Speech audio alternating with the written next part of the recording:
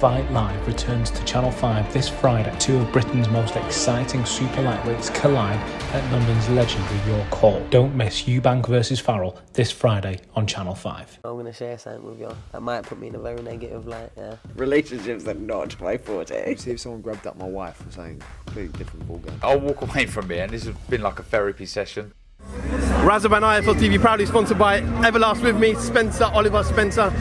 They said this will be his toughest test. They said this is the fight that who's going to come forward and throw guns.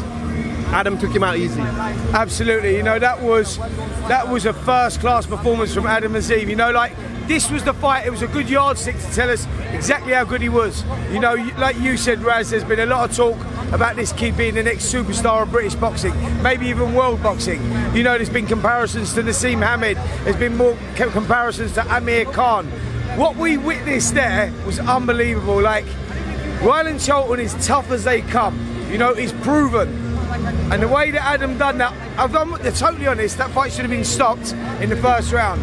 I think he went down in the second time and the bell went, but I think that was enough really. Come out and then, what a performance from Azim. I mean, the finish was incredible, but it's just like his timing, his punch selection, everything, man. Yeah, we're witnessing, I think, someone who's going to be great. Superstardom. Spence, I know you manage fighters, but how hard has it become for managers and his promoter to now match him and get opponents to fight him? Well, this is the thing, Raz, you know, it's like, how high do they go? Like, we thought this was going to be a good yardstick. We see him get some rounds, you know, see him develop a little bit more, but he's that good. You know, so like, you know, I was speaking to Barry McGuigan about it. I said, listen, Barry, how do you match a kid like that? Because you're taking a risk when you're going up the levels like that, because we just don't know how good this kid potentially could be. But from what I'm witnessing, mate, I've seen a lot of good fighters over the years, and this kid ranks up there with all of them. They're talking about Dalton Smith in the near future. Is that a fight that we need to marinate and let them both become world level, or can that happen in the next 12 months? Listen, it's a great fight. You know, Dalton Smith's more proven at that level. You know, he's got the experience and everything else. Adam, though, in 12 months' time, that could brew into a wicked fight. A fight that I would love to see. Definitely, I rate Dalton Smith, man. I think he's a great fighter, and equally Adam Azim as well. You know, keep my words out, Spence. Yeah, so yeah, man. It's a fight that I'd like to see, not just yet. I think it's too quick for Azim, but a Dalton Smith fight down the line is a sexy fight.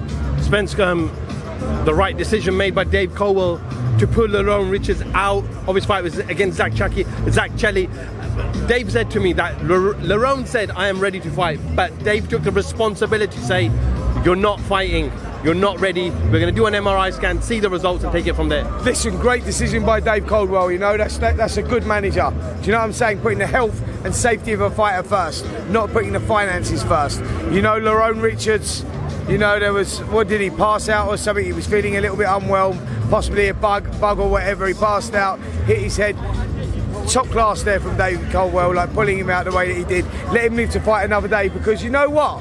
When you look at it, when you take of it, you go, listen, that's fate. You know, there's something that could have happened in the ring. You know, who knows? We don't know what it is. He's got to go and have his MRI scans and whatever. So let's just hope that he's okay and he lives to fight another day and he gets the all clear and he's healthy. Yeah, we don't want anyone getting in there that's not the top of their game. Spencer, just a quick one. Dillian Whyte, yesterday's performance, quick reaction. Listen, tough fight, man, tough fight. And, you know, I know it's subjective scoring. A lot of people felt that Dillian lost the fight, that Franklin done enough early on.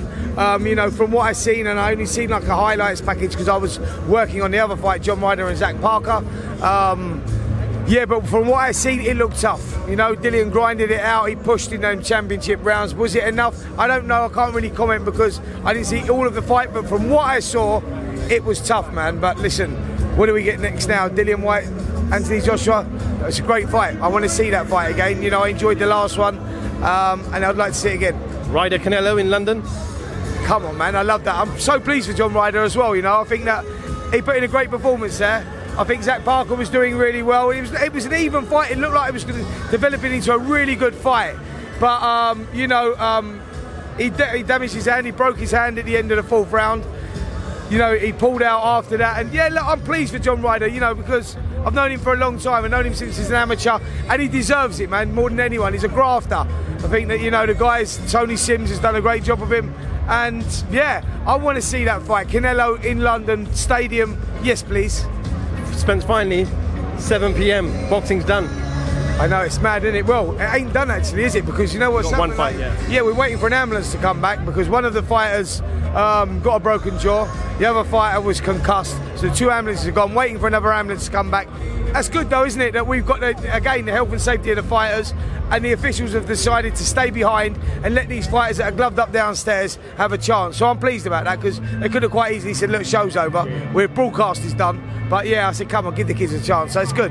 Spence, always a pleasure, my man. Safe travels home, and we're going to catch up with you probably during the week. 100%. Looking forward to next week, by the way, to Zora and Fury. It's going to be good, man. That's going to be fun. And Cole, Spencer Oliver, IFL TV, thank you very much.